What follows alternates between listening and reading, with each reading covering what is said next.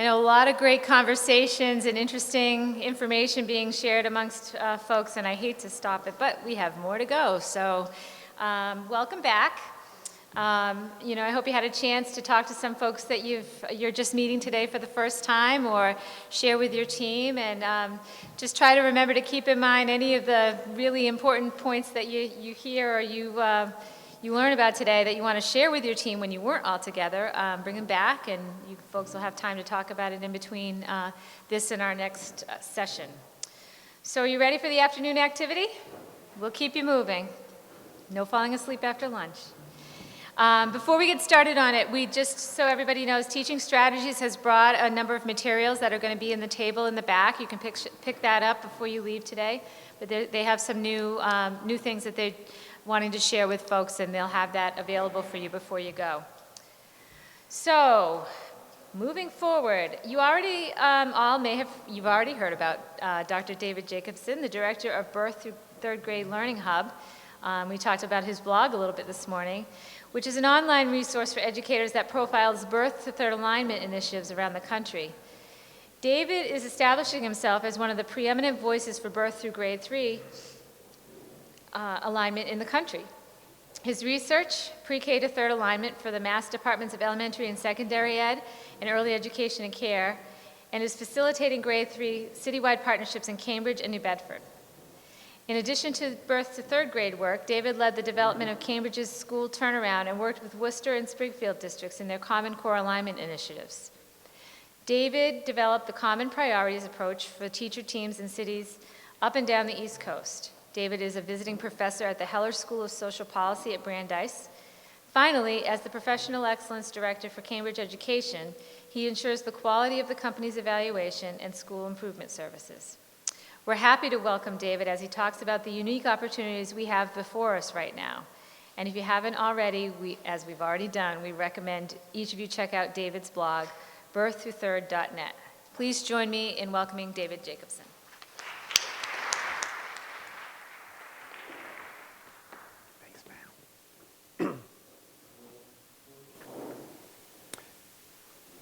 Thank you, Pam. It's been a pleasure working with Linda, Pam, and Early Childhood Associates and preparing for these institutes. It's a pleasure to see you all today, and I'm looking forward to working with you over the course of the 4 workshops. I'd like to start by echoing a theme that Linda and Valora have sounded, which is that we're at a turning point in the birth through grade 3 movement. We're seeing a great deal of momentum. We're seeing policy changes and investment. And it's creating an opportunity to significantly deepen and improve the work in ways that I think will prove to be very impactful and very meaningful. There are a wide number of markers and indications of this turning point. I think many of you are familiar with them, and Linda shared some of them earlier today. I would like to just shine a spotlight on 3 by way of beginning. So first, here you see a panel led by Secretary of Education Arne Duncan at the White House Summit on December 10th, in which President Obama announced a $1 billion investment in early childhood, some of which is funding pre-K expansion here in Massachusetts. At this panel, we see a Republican sheriff from a very conservative county in central Ohio making the case for greater investment in early childhood, talking about influence on crime and other impacts that are meaningful in his context in central Ohio. So that's a case that I think is a good omen for the future.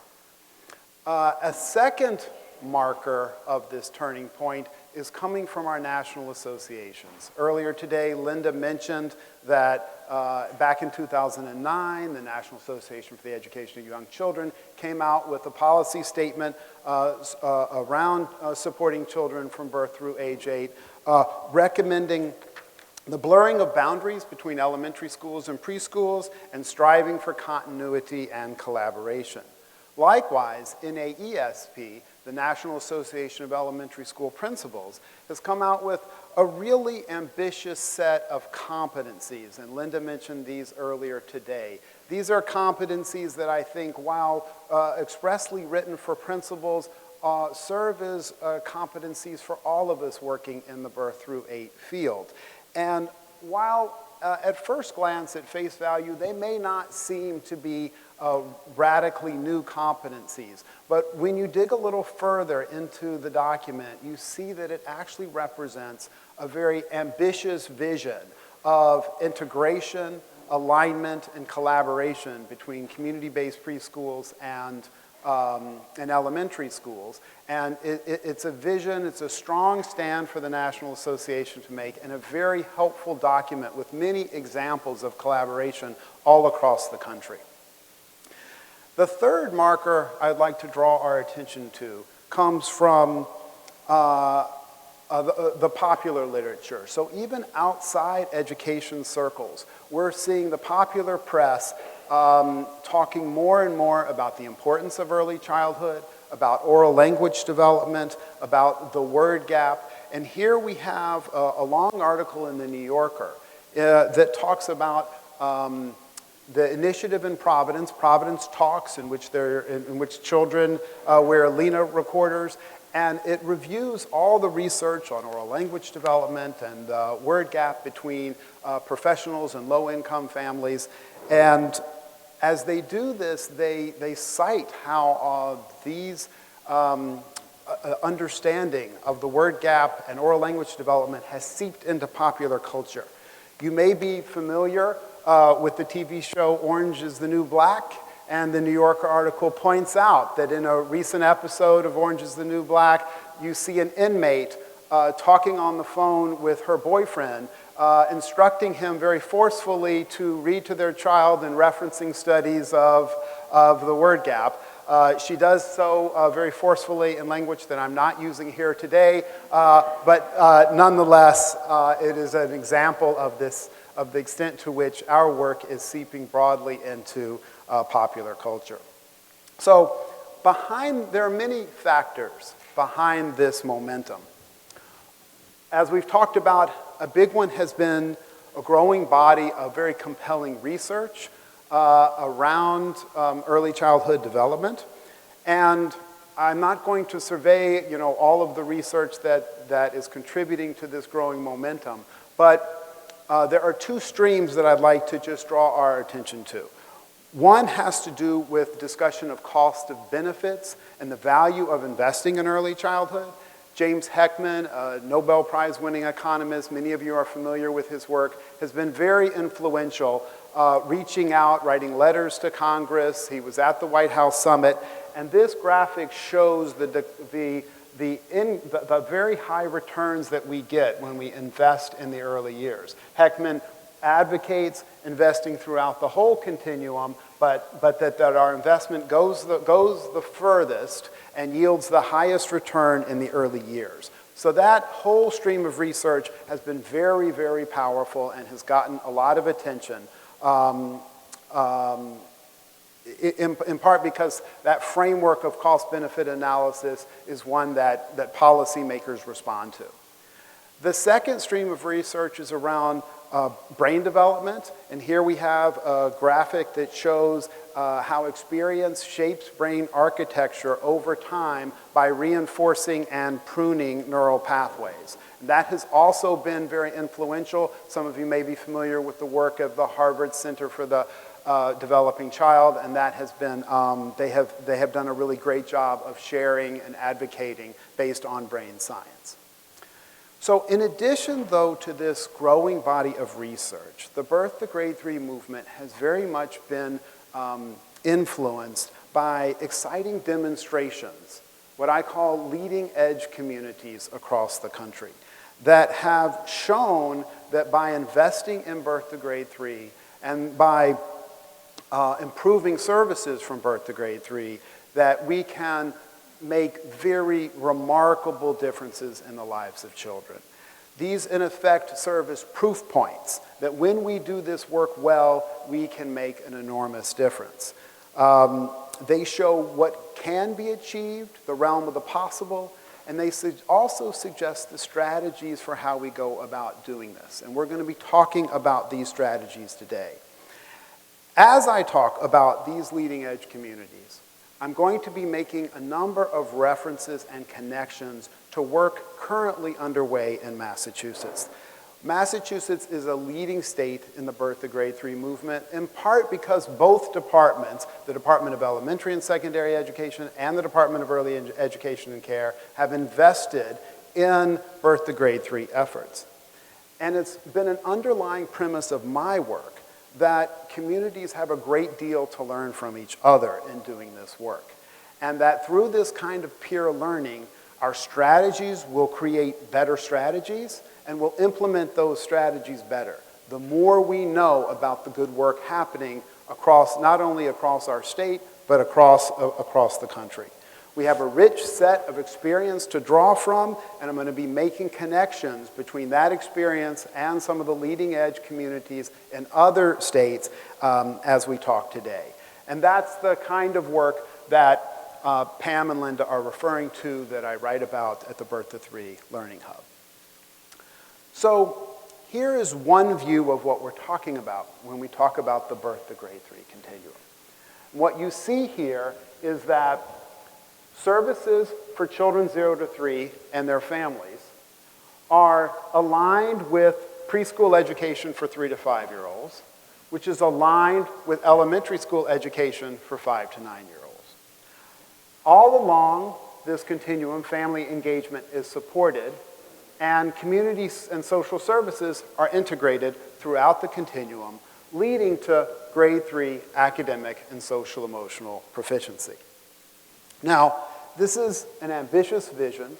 It requires that while we're building the systems that lead to this vision, we're also improving all the component parts, much in the way that Valora was talking about this morning. And what this vision, what this graphic raises the question is, well, how do we go about doing that, right? This is an appealing way to think, but it's also challenging and perhaps a little overwhelming. So I find it helpful to chunk the work into actionable strategies. I like to think about this as chunking the work for action, and I feel like the work of improving the birth to third continuum falls into some very natural categories for attacking the work. So let's put children and families at the center. And our first strategy is around collaboration between school districts and community-based preschools. So when you think about that orange circle up to the right, you're thinking about specifically about collaboration between elementary schools and school districts and community-based preschools. Over here on your left, this is about improving the early grades of elementary school, work that happens within school districts. In many cases, as Valora mentioned today, pre-K to third grade within schools doesn't get as much of attention as other grades. They're non-tested grades. And even when they do, there's always a lot more good work that we can do in improving early elementary education. And then the third strategy is around improving services 0 to 3 for children 0 to 3 and their families. And here we're talking about infant-toddler programs, family child care, parenting programs, early intervention, etc. So we're working towards a picture that looks like this. And that's where we're headed today in the conversation. But I'm going to start by focusing on these two strategies. And then after that, we'll talk about integrating 0 to 3 as well. And I'm going to start with Union City, New Jersey. Some of you may have heard about the good work underway in Union City. And if you turn, there is a summary of the case studies that I'm going to be talking about on the blue handout that I gave. A number of the slides that, some of the key slides are in the other handout. The blue handout is an outline of these case studies. So Union City is the most densely populated city in the United States. It's the third lowest income city in New Jersey. It's 85% low income and 96% Hispanic, including many recent immigrants every year. If you're interested in Union City and some of the other cases that I'm going to be talking about today, you can go to the resources section of the Learning Hub and you'll see a link to all of the resources that I'm drawing on, including a book by David Kerp called Improbable Scholars. He's a University of California at Berkeley professor.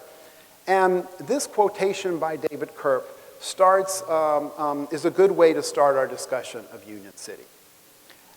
Kerp says, when boiled down to its essentials, what Union City is doing sounds so obvious, so tried and true, that it verges on platitude.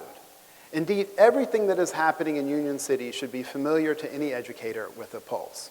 So I've titled this Familiar Practices Implemented Deeply and Systematically. I think very often in education, we see a phenomenon where we hear about something and it's easy to connect to it. And it's easy to say, yes, we do that too. Yes, we do too. We do that also. What I think Union City raises for us is, yes, we do it, but do we do it deeply? Do we do it systematically? Do we do it at the kind of dosage and frequency that yields the kind of results that we're going to see in Union City? So another quote from David Kerp is that the system is the star, organizations are what make people smart. And that's another theme that we're going to see emerging in the work here in Union City. The architect of Union City's plans was a guy named Fred Carrig. He led the bilingual department and then rose up in the district administration. And he's developed an approach that relies on two priorities. One, an intense focus on curriculum, and two, an intense focus on the early years. And again, these are not going to sound radically new. Every summer, he brings together teachers to develop a curriculum. And he and his colleagues in the bilingual and ESL departments had a lot of influence in developing a developmentally appropriate, language-rich curriculum that was used, that, again, teacher-developed, that come together in the summer. Teachers in adjacent grades work together, they present to each other, so they begin to learn and work on vertical articulation in this work. It is a developmentally appropriate curriculum, and as you read and see all the stuff on Union City, it becomes very clear that students are often working in groups. They're making choices.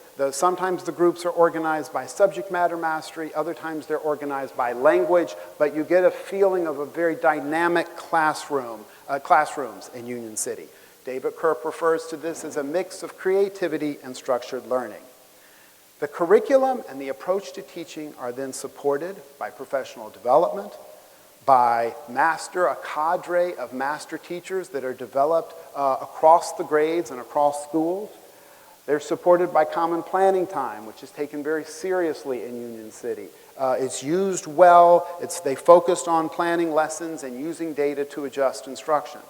The curriculum has built-in progress indicators that are used in the teacher team meetings to track student progress. They have intervention systems for struggling learners, and there's a great focus on teacher professional development and particularly certification. Every teacher in Union City, this is an extraordinary statistic, but every teacher in Union City is either certified in bilingual or ESL. So one piece is this focus on curriculum. A lot of their work is focused on the early years. And then the other distinguishing characteristic of Union City is the extent to which the district collaborates with the community-based preschools in Union City. All of the preschools use the same curriculum that the district does, so it's one unified curriculum. In a little bit, I'm going to be talking about Springfield that has gone through a process and is working towards having that same kind of common curriculum throughout the city. And As I mentioned before, Union City has developed a cadre of master teachers, pre-kindergarten teachers, made a big investment in supporting these master teachers. And then, and this is very unusual, they've deployed these master teachers throughout the city in community-based classrooms. Visiting these classrooms, think about this as a district commitment. Visiting the classrooms at least once a week, and when community-based preschools need extra support, 2 or 3 times a week. Providing coaching to them, and through that very extensive effort, they've raised the quality of preschool along the lines of what Valora was suggesting this morning that we need to do, has raised it dramatically, creating an even playing field of preschool quality across the entire city. Then the district did something very interesting. They took these master pre-K teachers and they sent them into kindergarten classrooms. And they mastered kindergarten, they restructured kindergarten as well. Kindergarten teachers weren't exactly thrilled about this, and actually some of them grieved. They submitted a grievance. The district stayed the course, and kindergarten was restructured according to the early childhood principles that these master pre-kindergarten teachers had developed. So we see them moving, the preschool master teachers being pushed out to the community-based classrooms and up to kindergarten. So let's look at some of the results. Now, before we look at these results, it's important to keep in mind, this is at least the third lowest income city in New Jersey. And New Jersey is a state much like Massachusetts. It scores very well on the NAEP, the National Report Card, and like Massachusetts, it has many affluent communities. So it's one of the top performing states in the country. So what Union City has done here is by third grade, with with an 85% low-income community, 96% Hispanic, many very recent immigrants, they've almost caught the state average. So imagine if here in Massachusetts, one of our most low-income cities was meeting the state average. I think we would be really, really pleased by that news. So that's third grade language arts, and by 8th grade language arts, it's 80 and 82% is the comparison, Union City to the average in New Jersey. And here's math. By 3rd grade, they've beaten the state average, 81 to 78%, and by 8th grade, it's 84 to 72%. And here's the high school graduation rate. Union City, again, one of the poorest cities in the state, compared to the New Jersey average, one of the highest performing states in the United States, at 89 to 83%. Many of these students, they have very high 4-year college going rates, many to very selective schools as well. Now, when we see numbers like this, we often think of the architects of the system. We think about kudos to the system. Fred Carrig, the architect, the initial architect I mentioned, was then recruited by the New Jersey State Department of Education, and he led a large program supporting many of the low-income communities. These communities were encouraged to follow the same kind of intensive early literacy model that Union City developed, and what we saw is that those other low-income communities that adopted the Union City intensive early literacy approach also had remarkable results. So Union City influenced many of the communities in New Jersey, and there have been studies of this, and we've seen in these communities also big gains. So we think about the accomplishment that Fred Carrig did. We think about the superintendent and the teachers who can take great pride in that. But we also have to keep in mind, I like to remind myself that when we see statistics like this, we're seeing the trajectory of children's lives being changed, right? These are kids' lives that are going to be fundamentally different because they went to Union City and not some of the other communities in New Jersey. And we have to keep that, I think, in mind. So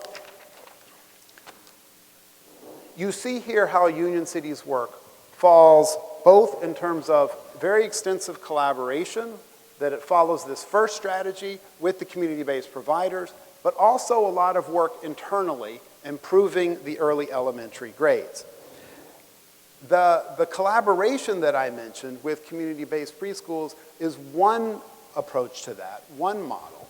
But what we have, I want to share a couple of examples from Massachusetts here because this is a real area of strength of ours. We have a lot of experimentation and a lot of innovation happening in terms of the relationship between community-based providers and school districts.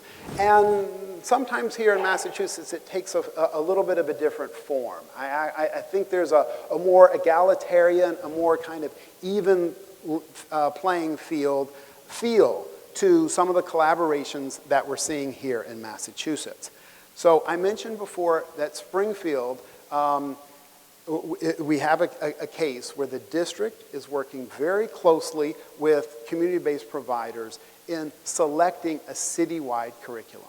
They've been through a very structured process where they reviewed pre-K teachers from the city, from the district, and from community-based providers were jointly at the table reviewing different curricula and then choosing one to pilot. And Laura Mendez is here today and just informed me this morning that last night the school committee approved the preschool curriculum that this joint committee has selected. And then the city is making a lot of effort to then pay for the curriculum for as many pre-K, community-based pre-K classrooms as possible. So just in the same way that we see in Union City a common curriculum, here in Massachusetts we're seeing movement towards that. And I think it's another important reason to mention some of these Massachusetts examples, besides the fact that they're nearby and represented here in the room today, is that places like Union City had the advantage of a great deal of resources, more resources than most of us have at our fingertips. And so what you're seeing here in Massachusetts is using the more limited resources that we have, but trying to use them strategically and in a targeted fashion. So along those same lines, Springfield has also been very careful collaborating in their collaboration between the district and community-based providers in doing the same professional development for all the pre-K teachers.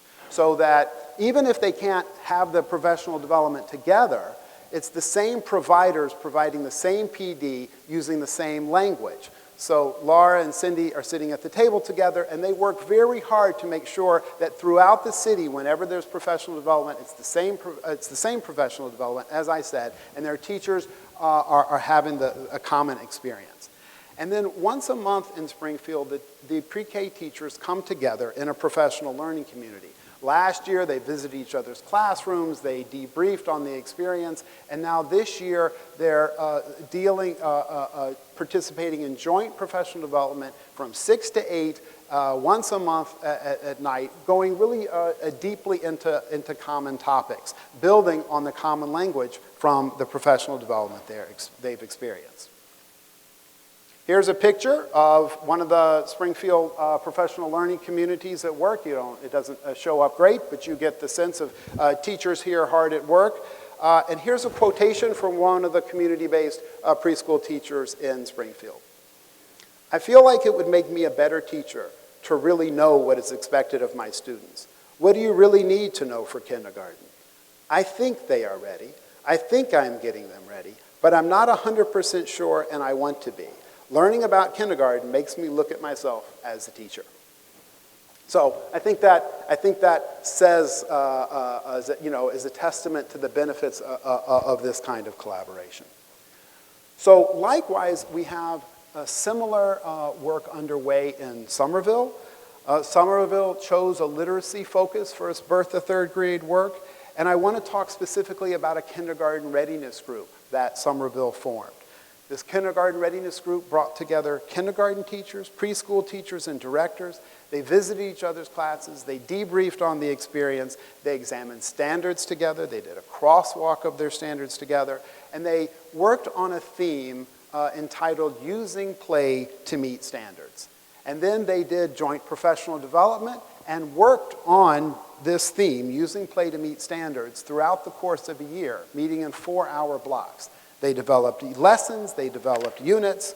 Here they are, working on their lessons and units, and compiled these lessons and units in this booklet about universal kindergarten readiness and the work of their collaboration over this 18 months that was then distributed to all preschools in the city.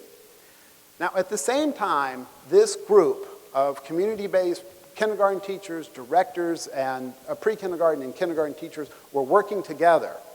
It just so happened that the political will was developing in Somerville. And the city came out with what's called the Universal Kindergarten Readiness Plan, which is a very ambitious plan to extend pre-kindergarten experience throughout the city, but one that is very respectful of community-based preschool providers, that includes community-based preschool providers very much in an integrated fashion in the plan. And as a result of this plan, and a result of this collaboration, Somerville then went on to hire a senior early childhood director who has formal responsibility for working with the community-based preschools. This senior early childhood director is a real live human being, actually sitting in the back, Lisa Q, sitting in the back here with us today.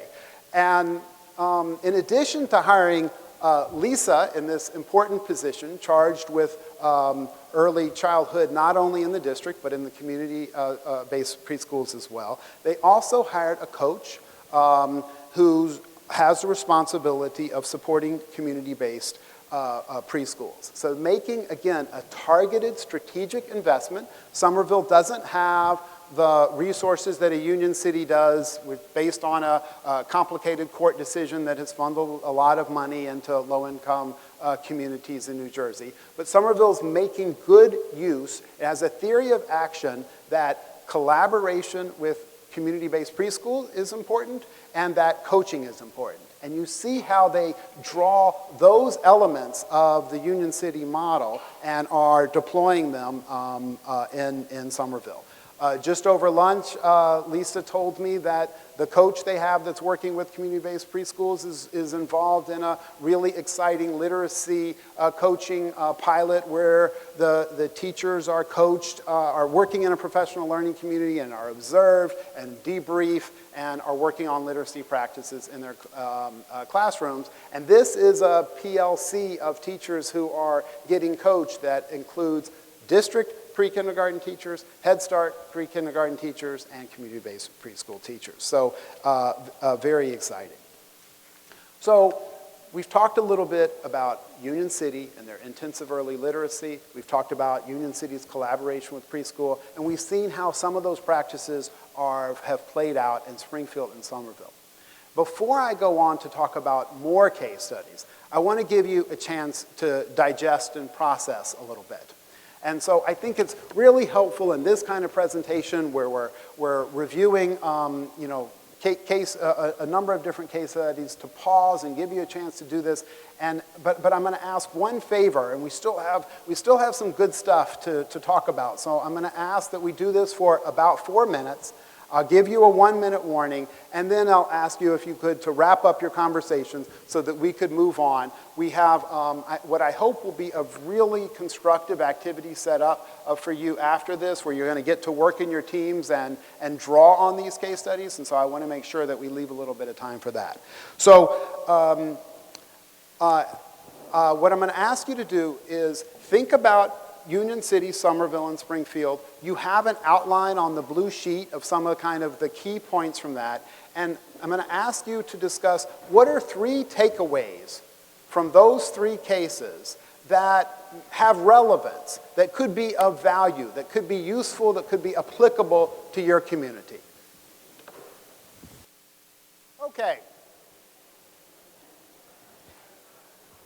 Would anybody like to share a key takeaway about Montgomery County and Boston's experience? Any reflections or thoughts from your conversation? Do we have another bold soul?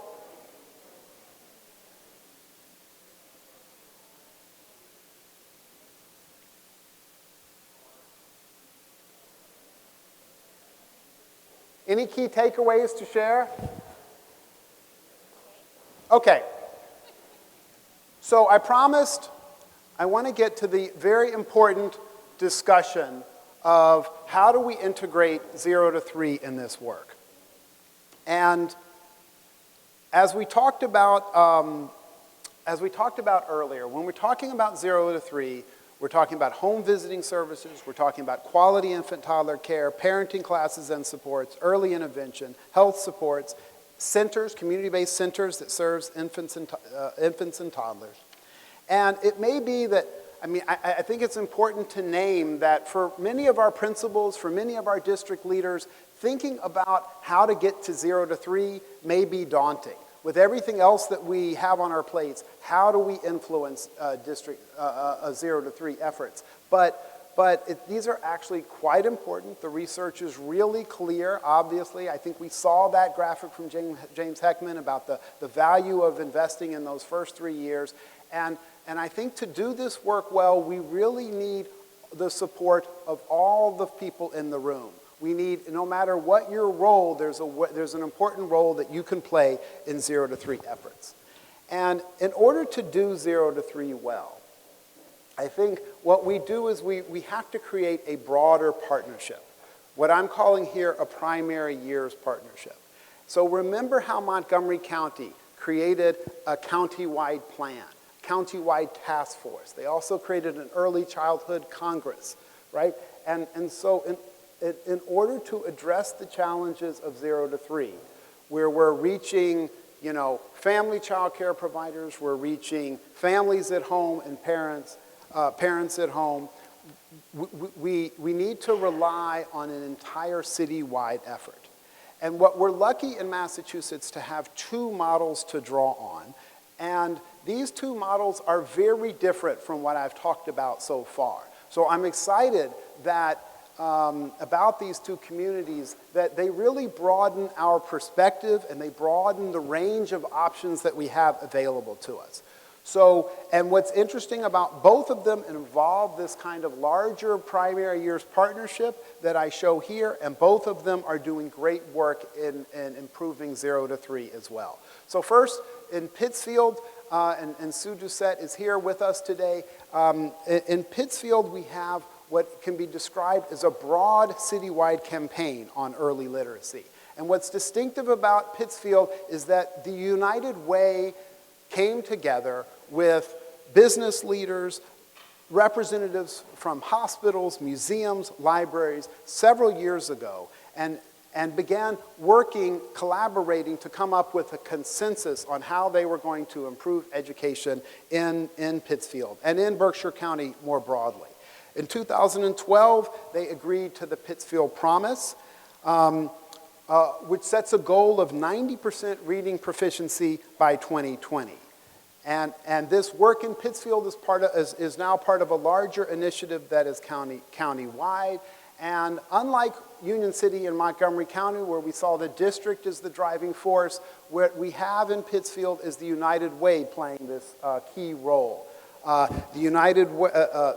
Pittsfield Promise then came up with a strategic plan with 5 clear objectives. They created 6 committees and then began a whole set of community outreach and community improvement activities that, again, that are underway in many Massachusetts communities, but perhaps not at the same level, not at the same dosage. What we see in Pittsfield is a ramped up version of this kind of literacy campaign. So we see literacy events, we see coordination between the museum and the park and the libraries. We see book giveaways, a media campaign. Sue Doucette, who's here, does a great deal of work on a transition committee aligning community-based preschool to kindergarten. We see all kinds of citywide work gathering around data analysis and communications. And then after a couple of years of this work, the Pittsfield Promise, in effect, reevaluated, took stock, and said all of this community outreach is critically important, but we need to go deeper in a couple of areas. And so they chose home visiting and expanding access to quality preschool as their two kind of key efforts that in addition to the broader campaign are how they were going to most effectively change adult behavior and improve child outcomes. So in Pittsfield, we see one very different model, a broad campaign while working deep in a number of areas, driven by the United Way, and again, working along the entire continuum with home visiting, infant toddler care, family child care providers, all being involved in this birth to 3 efforts. And so you see the important role of that broader partnership in being able to reach the 0 to 3 children in the years 0 to 3. Likewise, we have another example from Lowell, and we have a big contingent from Lowell here today. Terry O'Neill and Pat Murphy from the Early Childhood Department in Lowell have a long history of collaboration between the district and the community-based providers through the Early Childhood Advisory Council. And drawing on that history, when they began their Birth to 3 efforts, they worked with Linda Warren and Early Childhood Associates and developed an innovative approach, an approach that I think is very different from what we've heard today. And they chose to focus initially on 2 low-income neighborhoods that's now expanded to 3. And in each of these 2 or now 3 challenging neighborhoods, they are anchored around a level 3 or level 4 school. And around that school, we have 2 community-based centers and a number of family child care providers. They also created a cross-sector leadership alignment team, which is now part of their Early Childhood Advisory Council, and that functions as the kind of governance body that we're thinking of here. And there are 2 distinguishing characteristics of the work in Lowell that I want to draw your attention to. First, we see widespread use of the class observation tool. Many of you may be familiar with CLASS, but for those of you who aren't, the CLASS is a very respected teaching and learning observation tool, classroom observation tools that's been validated to show student learning gains. It's associated with high quality and is being used in Lowell in the participating elementary schools. It's being used in all the community-based providers that are participating in these neighborhoods and in the family child care as well, right? So we see that reaching down through the family child care and through the centers into 0 to 3. And the class is also, school administrators are being trained in class, and now it's being spread to other elementary schools as well. So what we see in Lowell is the development of a common language around high-quality teaching throughout family child care, community-based providers, and elementary school classrooms, all right? Where all of the teachers in the elementary schools have, and in all those settings, have been, as I said, observed and received feedback based on the class observation. So again, development of a common language through a common tool. And then the other thing that is exciting about the work in Lowell is their use of cross-sector professional learning communities. Last year, so again, these professional learning communities exist at all 3 levels, family child care, community-based, and in the elementary schools. Last year, those PLCs focused on quality, and this year they're part of a robust family engagement initiative in which they've hired family engagement experts to work with family child care providers in their PLC, community-based providers in their PLC, and elementary school teachers in their PLC. And not only that, they bring together these 3 groups periodically to talk about family engagement across those 3 settings.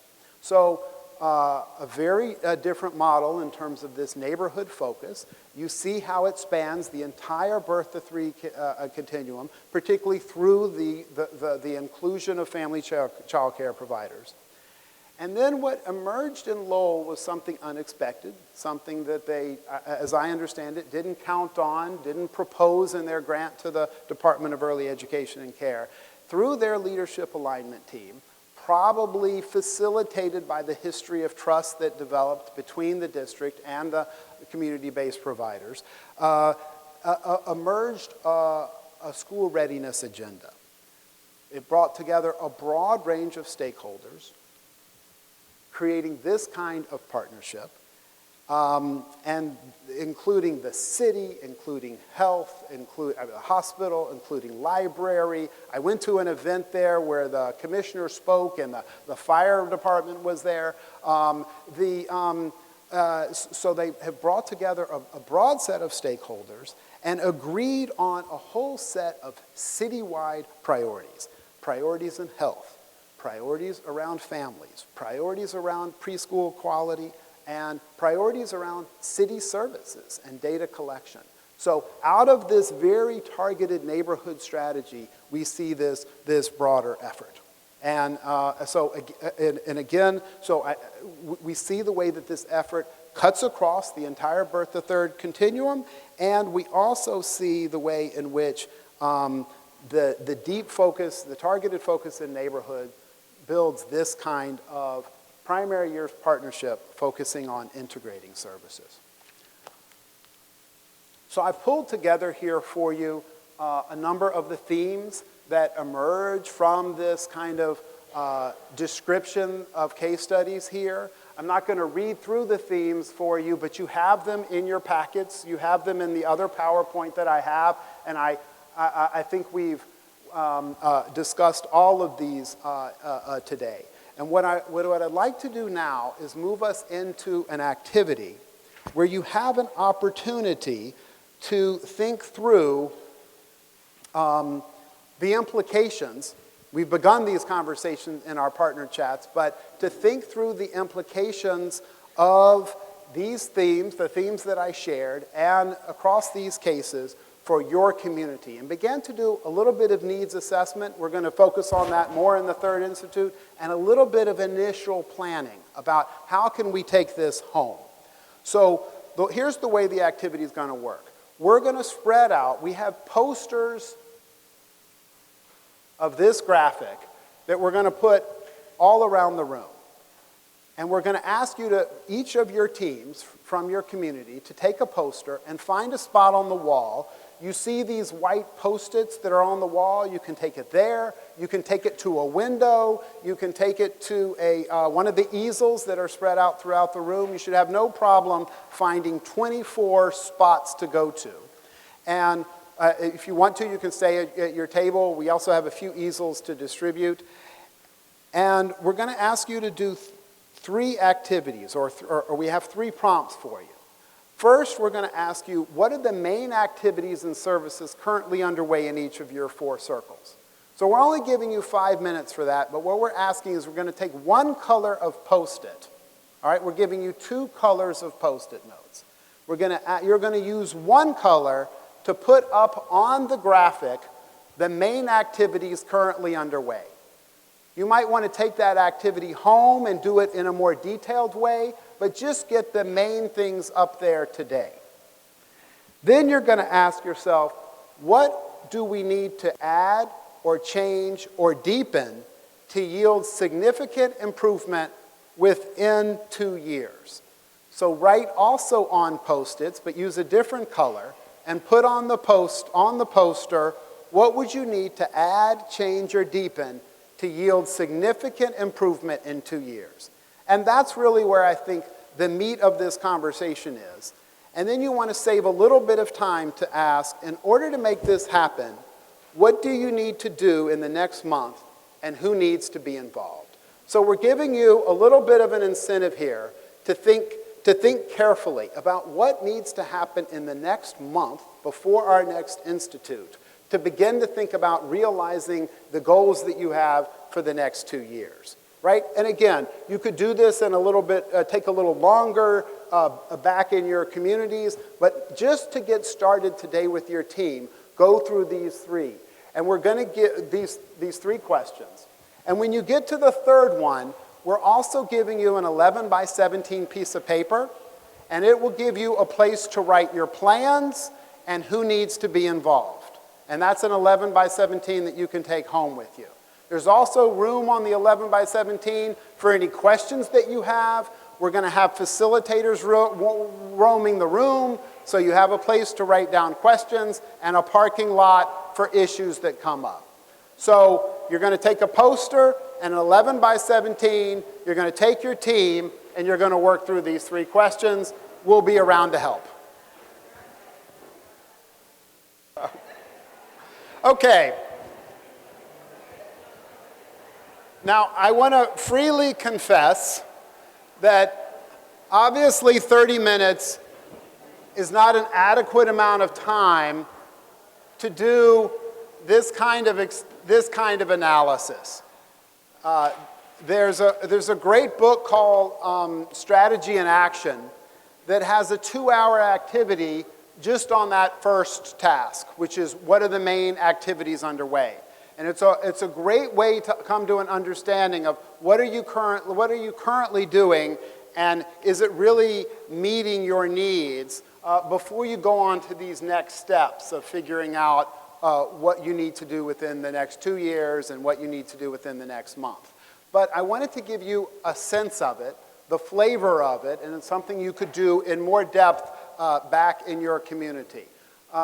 So before we close, I want to again ask, in doing this short exercise and beginning to go through this thought process, did any ahas emerge? Did any concrete plans emerge? Were there any surprises by either what you're currently doing or by what you're not doing? Any connections that you made? Floor is open. Yes, Doug.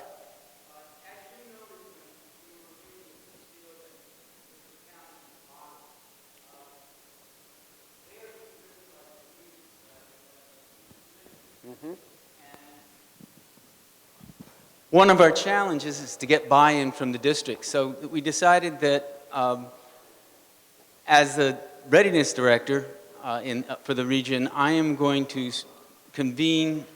send out an invitation for an evening event to the principals in the schools in the communities and to the owners and top-level people in the pre-K, and use it as a forum to update them on the Foundation's document and on the work that the Northern Berkshire, Southern Berkshire, and Pittsfield Promise coalitions are doing in the birth to grade 3 work, to try to get them roped in, because I think that the communications have been going to the superintendent and often ending there.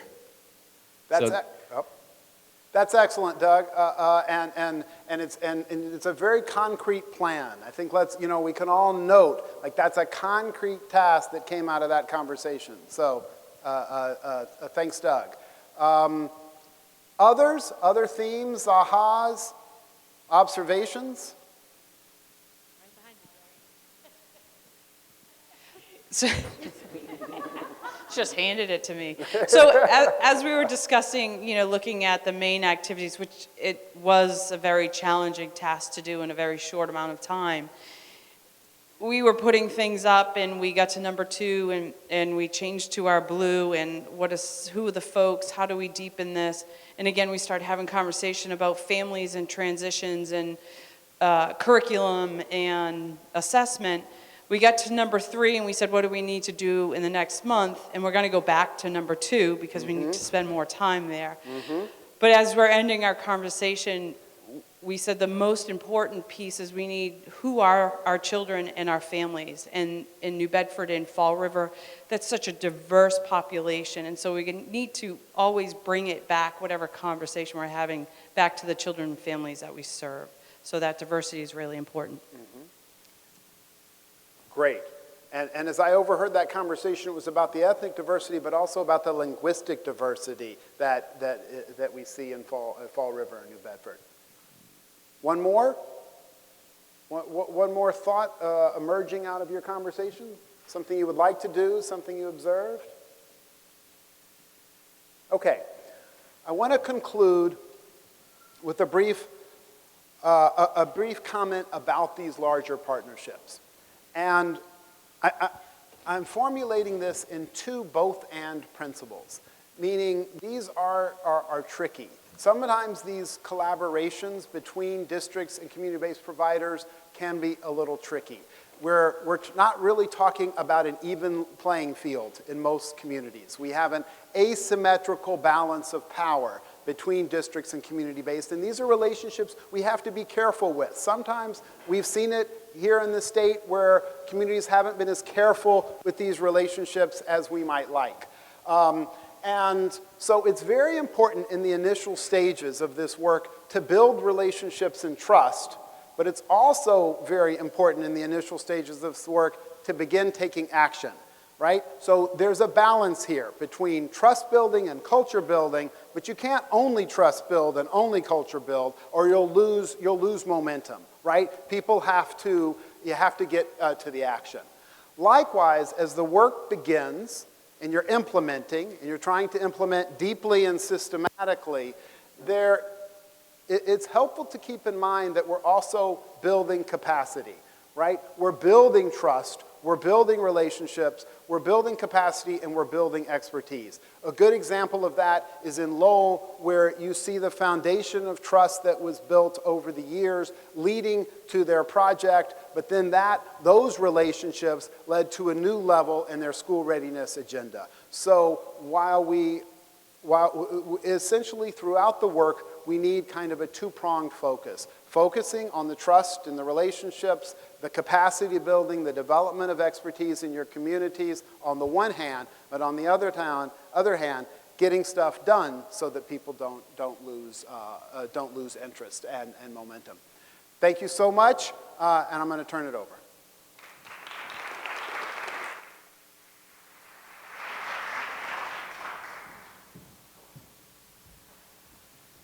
Thanks, David.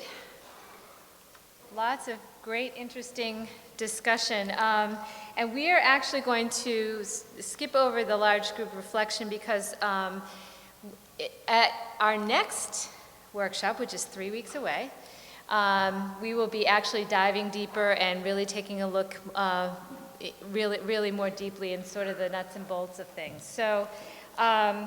So you've made it to the end of the day. In your binder, right behind David's presentation, you looking for this? You'll find a worksheet that's a plus delta workshop evaluation that we're just asking you all to complete. The handout really asks just 2 questions. Number 1, what worked well in this workshop? And number 2, it would be even better if. It's really important for you to provide us with the feedback as we move forward into the second workshop. Also, before you leave, we'll be collecting your workshop evaluations and your name tags as you exit, so please don't leave with your name tag. We will be taking them at the table over there where you signed in. And please keep your binder with you and bring it to the next workshop. All right, and finally, I would like to invite Liz Belcito from the EEC to come on up and wrap up the day for us. So thanks, Liz.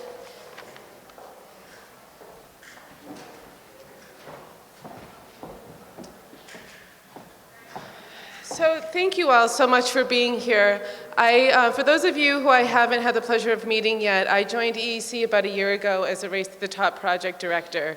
And yes, it's a big job to be taking on. But I think what I've learned in the last year is that EEC is so dedicated to supporting all of your work, to build alignment through assessment, to support curriculum alignment, and to support early educators and leaders in the community to really help make sure that we are providing quality services to children and families. I want to first make sure that I thank EAC, Early Childhood Associates. This today went off without a hitch, and it is one of the best workshops I've ever been to. So please, if we could give them a round of applause. I also want to thank Linda Warren specifically from EAC for her presentations, Valora Washington and David Jacobson for their work. I could see the engagement in everyone's face all day, and I think that we had a really great set of presentations. I also just want to emphasize, please do make sure you're filling out, I see you're all doing your work and I appreciate it. We really want to get your feedback on these workshops and really learn from each one of them what we can do better, what you want to know about, how to make sure that this experience is really as strong and as powerful as possible. Finally, I just want to make sure that everybody knows, I think that Pam just mentioned that we'll be back here on March 20th, and after that we'll be moving down to Southbridge. But our next workshop will be focusing on building and sustaining birth through third grade systems. And so really building off today's work to talk about this framework, but how do we actually start putting it into practice? We'll be covering strategies for building robust early learning systems and cultivating the shared responsibility. And I think we heard that today all over the place, our shared responsibility. It's not you in the K-12 system, it's not you in the family support, it's not you in early childhood, it's all of us working together. If you have any questions about the workshops or any of the logistics, please feel free to contact Maya Wilkes at the Early Childhood Associates. If you have any other questions, please feel free to contact me with any other Race to the Top questions you may have. Thank you all for coming, and I look forward to seeing you on the 20th.